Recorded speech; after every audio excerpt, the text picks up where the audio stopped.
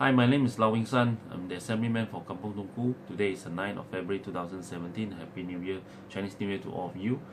Last week, the DEPSI, the DAP Socialist Youth, and a group of leaders from Pakatan Harapan submitted a memorandum to US Embassy protesting against an executive order by the newly inaugurated President Donald J. Trump imposing a travel ban on immigrants and refugees from 7 Muslim majority countries. 120 days for immigrants and 90 days for refugees. A lot of people in the United States are protesting against it. They see this as something that violates the fundamental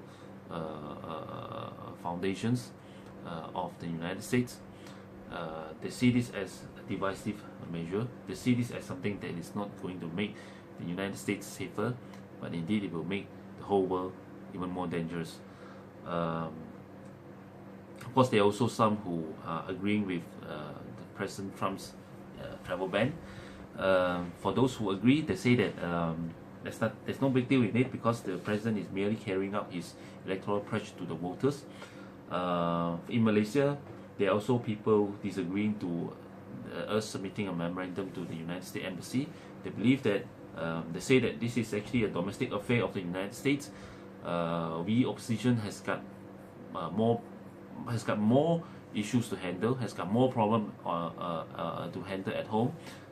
There's actually unnecessary. It is actually unnecessary for us to intervene into what is happening now in the United States. They are also claiming that Malaysian authority had previously barred Israeli athletes from entering the country, and therefore we should not be hypocrite by not protesting against the Malaysian authority then, and now we are protesting against the United States. There are also people who say that what's wrong with it? In Malaysia, we also have similar bans. The Sarawak state government has banned opposition politicians from entering into Sarawak, and yet we are now protesting against what is happening in the United States. Now, first of all, they're also saying that there are also other countries like Kuwait who is also imposing similar bans against nationals from certain countries from entering into Kuwait. Now, I believe all these are not solid ground, and some of this information are wrong, as particularly for the Kuwait travel ban.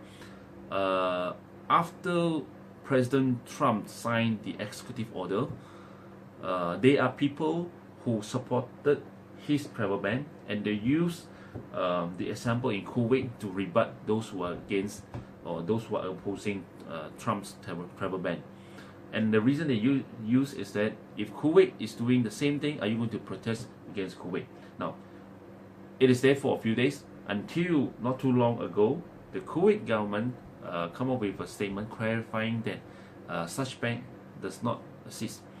And secondly, Pakistan is actually one of the country listed in the travel ban by the Kuwait authority. Pakistani ambassador in Kuwait clarified that the Pakistan nationals are not banned from entering into Kuwait. So I believe the authenticity of this news must be investigated. And if we have such clarifications from the Kuwait authority and also the Pakistani ambassador in Kuwait, I believe it is highly possible that this news is incorrect. They are also talking about the Malaysian authority banning Israeli athletes into Malaysia. Now, we must understand the issues at hand. What Trump is banning is indefinite entry for Syrian refugees and a 120 days delay for refugees from 7 Muslim majority countries into the United States. We are talking about refugees apart from immigrants. Well, in the case of the Israeli athletes, they are athletes. They apply to enter Malaysia, not to stay in Malaysia, not even to transit in Malaysia, but they are coming to Malaysia to participate in an international tournament. So I believe there is a substantial difference between the two bans, between the bans imposed by Trump against refugees and the ban imposed by the Malaysian authority against the Israeli athletes.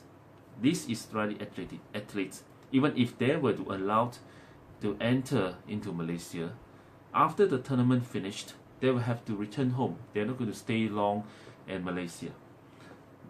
As for the Sarawak ban, I believe it is utterly wrong for anybody to say that we supported it. The opposition has never supported it. In fact, we believe that the ban on opposition's politics from entering into Sarawak is politically motivated, and we have protested against it, and I believe such examples should not be used to justify the support on Trump's travel ban. Now, what we are, I think the issues on hand is very simple. This is a humanity crisis. I do not believe banning people who are suffering from wars, civil wars, who are trying to seek asylum, who are trying to seek protections. If we ban them from entering into our country, or into any other safer country to provide a shelter for them, I believe this kind of ban is unjustified, because it is not going to solve our humanity crisis. In fact, we are going to turn humanity crisis a crisis in our time, a crisis bigger and bigger in our time, and this eventually will turn the whole world unsafe, and it will also make Malaysia unsafe to everybody. So I believe if you are really talking about countering terrorism, we should not be imposing